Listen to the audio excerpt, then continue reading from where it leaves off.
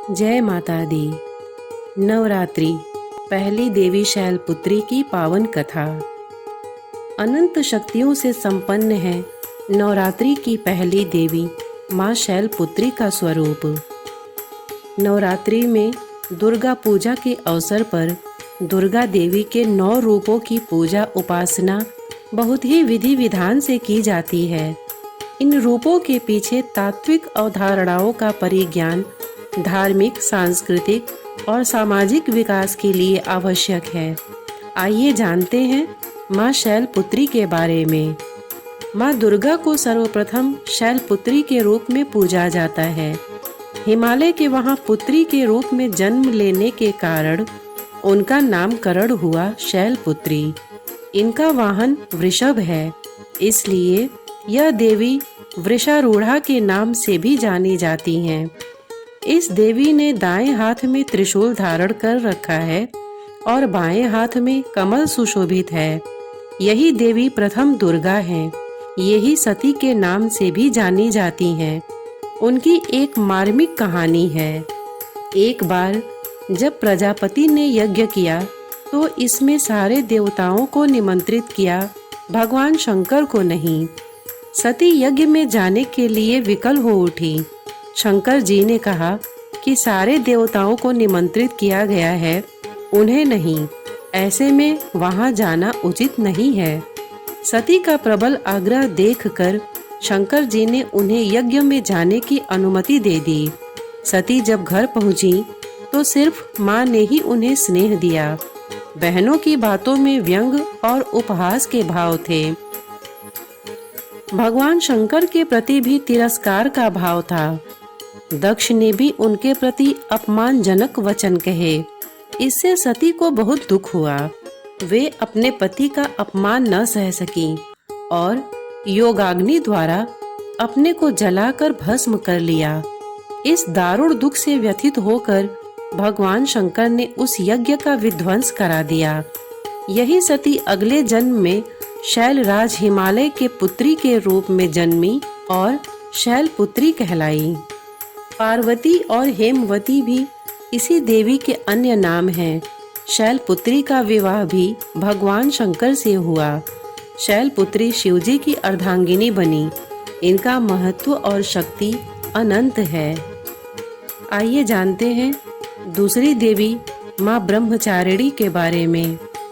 भगवान शंकर को पति के रूप में प्राप्त करने के लिए उन्होंने घोर तपस्या की थी। इस कठिन तपस्या के कारण इस देवी को तपश्चारिणी अर्थात ब्रह्मचारिणी नाम से जाना गया।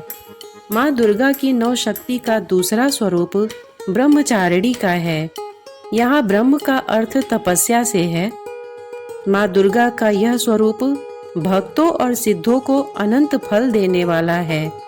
इसकी उपासना से तप, त्याग, वैराग्य, सदाचार और संयम की वृद्धि होती है। ब्रह्मचारिणी का अर्थ तप की चारिणी यानी तप का आचरण करने वाली। देवी का यह रूप पूर्ण ज्योतिर्मय और अत्यंत भव्य है। इस देवी के दाएं हाथ में जप की माला है और बाएं हाथ में यह कमंडल धारण किए हैं। पूर्व जन्म में इस देवी ने हिमालय के घर पुत्री के रूप में जन्म लिया था और नारद जी के उपदेश से भगवान शंकर को पति के रूप में प्राप्त करने के लिए घोर तपस्या की थी। इस कठिन तपस्या के कारण इन्हें तपश्चारिणी अर्थात ब्रह्मचारिणी नाम से अभिहित किया गया। 1000 वर्ष तक इन्होंने केवल फल फूल खाकर बिताए और 100 वर्षों तक केवल जमीन पर रहकर शाक का निर्वाह किया। कुछ दिनों तक कठिन उपवास रखे और खुले आकाश के नीचे वर्षा और धूप के घोर कष्ट सहे। 3000 वर्षों तक टूटे हुए बिल्व पत्र खाए और भगवान शंकर की आराधना करती रहीं। इसके बाद तो उन्होंने सूखे बिल्व पत्र खाना भी छोड़ दिया। कई हजार वर्षों तक निर्जल और निराहार रहकर तपस्या करती रहीं। पत्तों को खाना छोड़ देने के कारण ही इनका नाम अपर्णा पड़ गया। कठिन तपस्या के कारण देवी का शरीर एकदम क्षीण हो गया। देवता, ऋषि, सिद्धगण, मुनि सभी ने ब्रह्मचारिणी की तपस्या को अभूतपूर्व पुण्य कृत्य बताया, सराहना की और कहा, हे देवी, आज तक किसी ने इस तरह की कठोर तपस्या नहीं की। यह तुम्ही से ही संभव थी। तुम्हारी मनोकामना परिपूर्ण होगी और भगवान चंद्रमौली शिव जी तुम्हें पति रूप में प्राप्त होंगे। अब तपस्या छोड़कर घर लौट जाओ। जल्द ही तुम्हारे पिता तुम्हें बुलाने आ रहे हैं। माँ ब्रह्मचारिणी देवी की कृपा से सर्व सिद्धि प्राप्त होती है। दुर्गा पूजा के दूसरे दिन देवी के इसी स्वरूप की उपासना की जाती है। इस देवी की कथा का सार यह है कि जीवन के कठिन संघर्षों में भी मन विचलित नहीं होना चाहिए। माँ दुर्गा की तीसरी शक्ति चंद्र घंटा की पावन कथा। माँ दुर्गा की तीसरी शक्ति है चंद्र घंटा। नवरात्रि में तीसरे दिन इसी देवी की पूजा आराधना की जाती है। देवी का यह स्वरूप परम शांतिदायक और कल्याणकारी है। इसीलिए कहा जाता है कि हमें निरंतर उनके पवित्र विग्रह को ध्यान में रखकर साधना करना चाहिए। उनका ध्यान हमारे इस लोक और परलोक दोनों के लिए कल्याणकारी और सद्गति देने वाला है। इस देवी के मस्तक पर घंटे के आकार का आधा चंद्र है। इसीलिए इस देवी को चंद्र घंटा कहा गया है। इनके शरीर का रंग सोने के समान बहुत चमकीला है।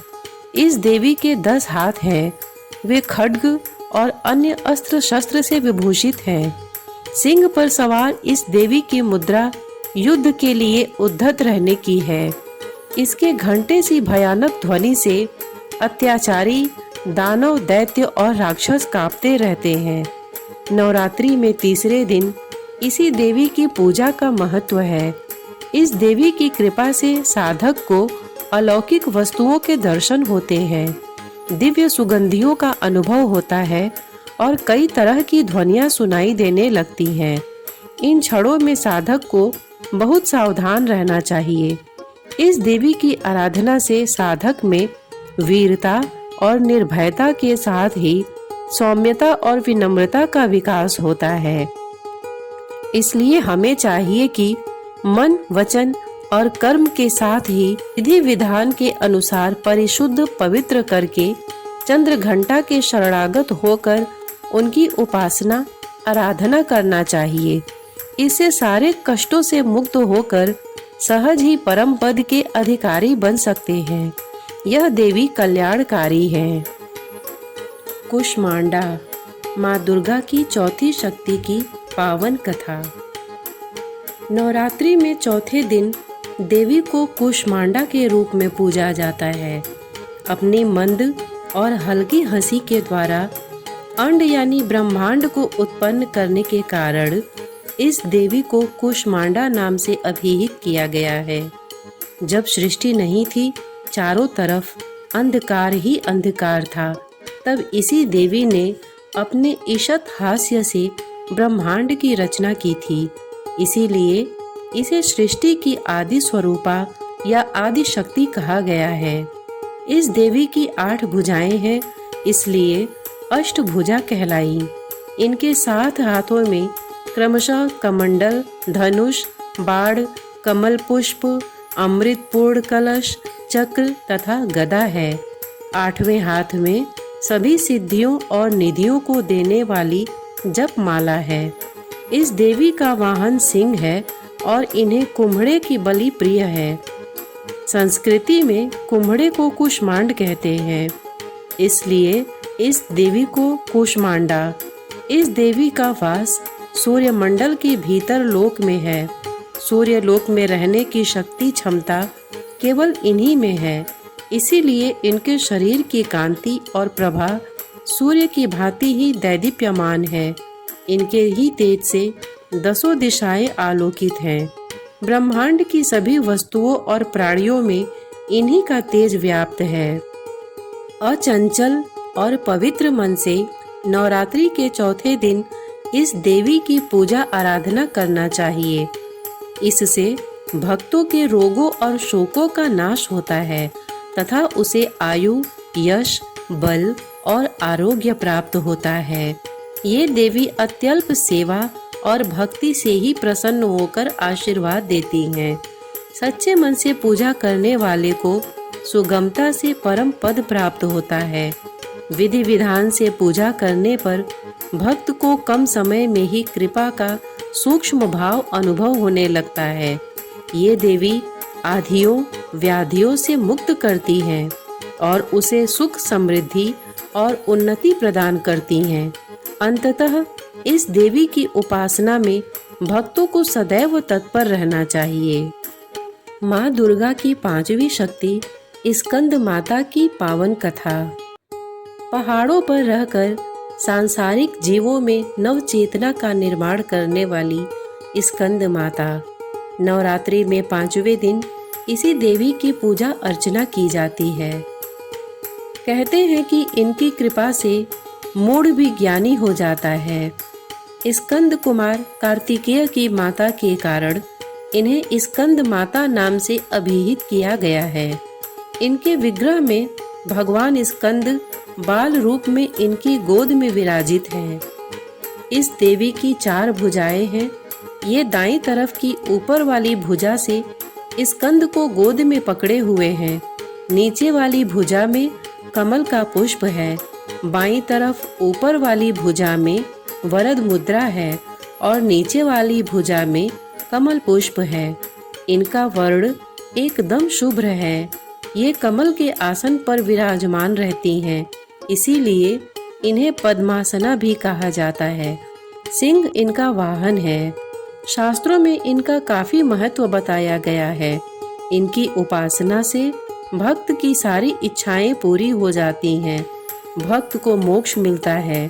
सूर्य मंडल की अधिष्ठात्री देवी होने के कारण इनका उपासक अलौकिक तेज और कांतिमय हो जाता है।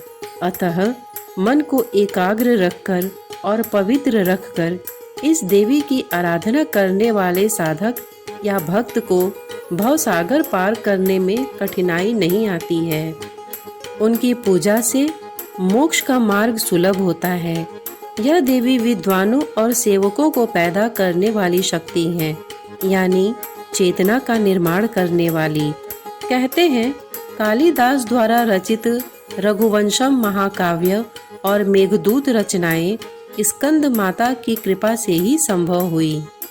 कात्यायनी, माँ दुर्गा की 6वीं शक्ति की पावन कथा।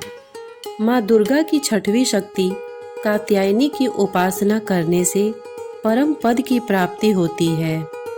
नवरात्रि में 6ठे दिन माँ कात्यायनी की पूजा की जाती है।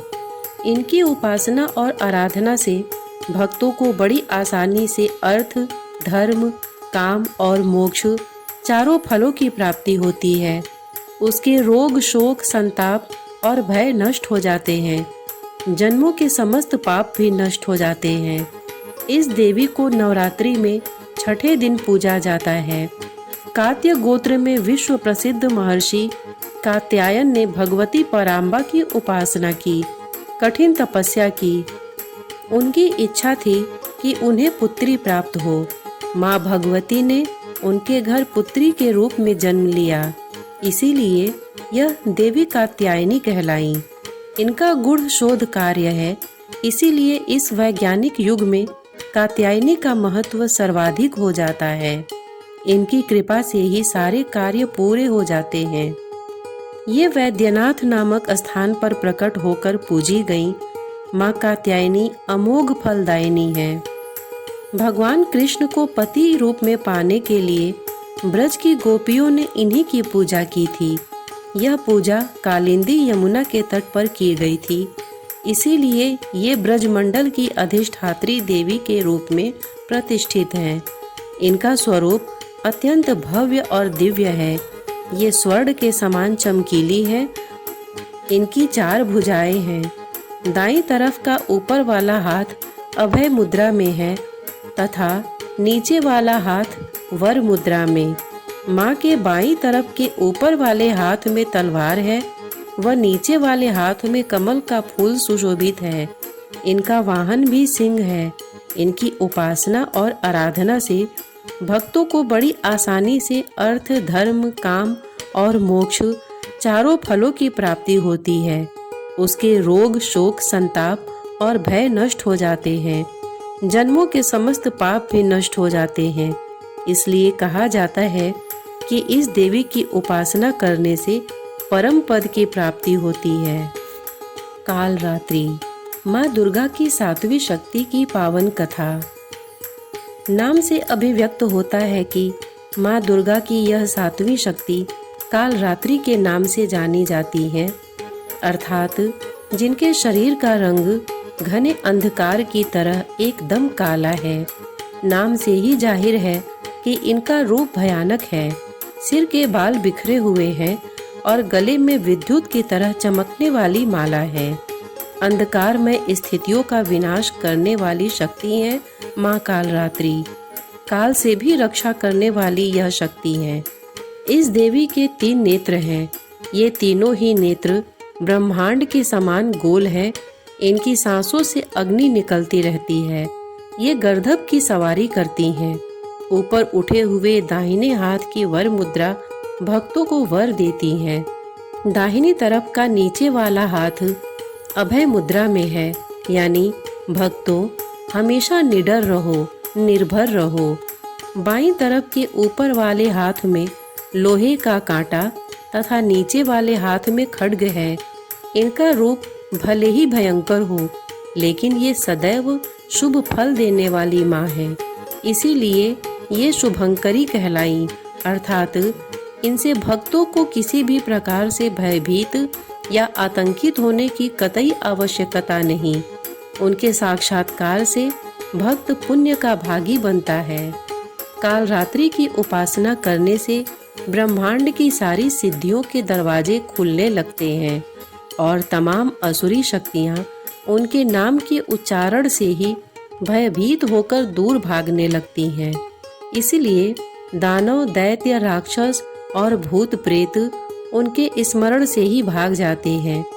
ये ग्रह बाधाओं को भी दूर करती है और अग्नि, जल, जंतु, शत्रु और रात्रि भय दूर हो जाते हैं। उनकी कृपा से भक्त हर तरह के भय से मुक्त हो जाता है। महागौरी, माँ दुर्गा की 8वीं शक्ति की पावन कथा। नवरात्रि में 8वें दिन महागौरी शक्ति की पूजा की जाती है। नाम से प्रकट है कि इनका रूप पूर्णतः गौर वर्ण है। इनकी उपमा शंख, चंद्र और कुंद के फूल से दी गई है। अष्टवर्षा भवेद गौरी, यानी इनकी आयु 8 साल की मानी गई है। इनके सभी आभूषण और वस्त्र सफेद हैं, इसीलिए इन्हें श्वेतांबर धरा कहा गया है। 4 भुजाएं हैं और वाहन वृषभ है, इसीलिए वृषारूढ़ा भी इनको कहा गया है। इनके ऊपर वाला दाहिना हाथ अभय मुद्रा है तथा नीचे वाला हाथ त्रिशूल धारण किया हुआ है। ऊपर वाले बाएं हाथ में डमरू धारण कर रखा है और नीचे वाले हाथ में वर मुद्रा है। इनकी पूरी मुद्रा बहुत शांत है। पति रूप में शिव को प्राप्त करने के लिए महागौरी ने कठोर तपस्या की थी। इसी वजह से इनका शरीर काला पड़ गया, लेकिन तपस्या से प्रसन्न होकर भगवान शिव ने इनके शरीर को गंगा की पवित्र जल से धोकर कांतिमय बना दिया। उनका रूप गौर वर्ण का हो गया, इसीलिए ये महागौरी कहलाई। ये अमोघ फलदायिनी है और इनकी पूजा से भक्तों के तमाम क्लेश धुल जाते हैं। पूर्व संचित पाप भी नष्ट हो जाते हैं। महागौरी का पूजन अर्चन, उपासना, आराधना कल्याणकारी है। इनकी कृपा से अलौकिक सिद्धियां भी प्राप्त होती हैं। सिद्धिदात्री, माँ दुर्गा की 9वीं शक्ति की पावन कथा। माँ दुर्गा जी की 9वीं शक्ति का नाम सिद्धिदात्री है। ये सभी प्रकार की सिद्धियों को देने वाली हैं। नवरात्रि पूजन के 9वें दिन इनकी उपासना की जाती है। इस दिन शास्त्रीय विधि विधान और पूर्ण निष्ठा के साथ साधना करने वाले साधक को सभी सिद्धियों की प्राप्ति हो जाती है। सृष्टि में कुछ भी उसके लिए अगम्य नहीं रह जाता। ब्रह्मांड पर पूर्ण विजय प्राप्त करने की सामर्थ्य उसमें आ जाती है। मार्कंडेय पुराण के अनुसार अणिमा, महिमा, गरिमा, लघिमा, प्राप्ति, प्राकाम्य, ईशित्व और वशित्व ये 8 सिद्धियां होती हैं। ब्रह्म वैवर्त पुराण के श्री कृष्ण जन्म खंड में यह संख्या 18 बताई गई है। इनके नाम इस प्रकार हैं: अणिमा, लघिमा, प्राप्ति, प्राकाम्य, महिमा, ईशित्व, वशित्व, सर्वकाम वसायिता, सर्वज्ञत्व, दूरश्रवण, परकाय प्रवेशन, वाक् सिद्धि, कल्प वृक्षत्व, सृष्टि, संहार करण सामर्थ्य, अमरत्व, सर्वन्यायकत्व, भावना, सिद्धि। माँ सिद्धिदात्री भक्तों और साधकों को ये सभी सिद्धियां प्रदान करने में समर्थ हैं। देवी पुराण के अनुसार भगवान शिव ने इनकी कृपा से ही इन सिद्धियों को प्राप्त किया था। इनकी अनुकंपा से ही भगवान शिव का आधा शरीर देवी का हुआ था। इसी कारण वे लोक में अर्धनारीश्वर के नाम से प्रसिद्ध हुए। माँ सिद्धिदात्री 4 भुजाओं वाली हैं। इनका वाहन सिंह है। ये कमल पुष्प पर भी आसीन होती हैं। इनकी दाहिनी तरफ के नीचे वाले हाथ में कमल पुष्प है। प्रत्येक मनुष्य का यह कर्तव्य है कि वह माँ सिद्धिदात्री की कृपा प्राप्त करने का निरंतर प्रयत्न करे, उनकी आराधना की ओर अग्रसर हो। इनकी कृपा से अनंत दुख रूप संसार से निर्लिप्त रहकर सारे सुखों का भोग करता हुआ वह मोक्ष को प्राप्त कर सकता है। 9 दुर्गाओं में माँ सिद्धिदात्री अंतिम है।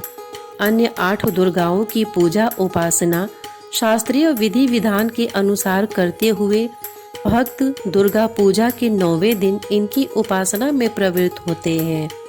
इन सिद्धिदात्री माँ की उपासना पूर्ण कर लेने के बाद भक्तों और साधकों की लौकिक, पारलौकिक सभी प्रकार की कामनाओं की पूर्ति हो जाती है। सिद्धिदात्री माँ के कृपा पात्र भक्त के भीतर कोई ऐसी कामना शेष बचती ही नहीं है जिसे वह पूर्ण करना चाहे।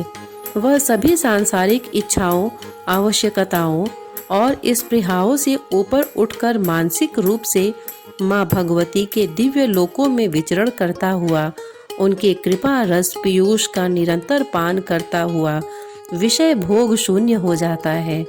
माँ भगवती का परम सानिध्य ही उसका सर्वस्व हो जाता है। इस परम पद को पाने के बाद उसे अन्य किसी भी वस्तु की आवश्यकता नहीं रह जाती। माँ के चरणों का यह सानिध्य प्राप्त करने के लिए हमें निरंतर नियमनिष्ठ रहकर उनकी उपासना करनी चाहिए।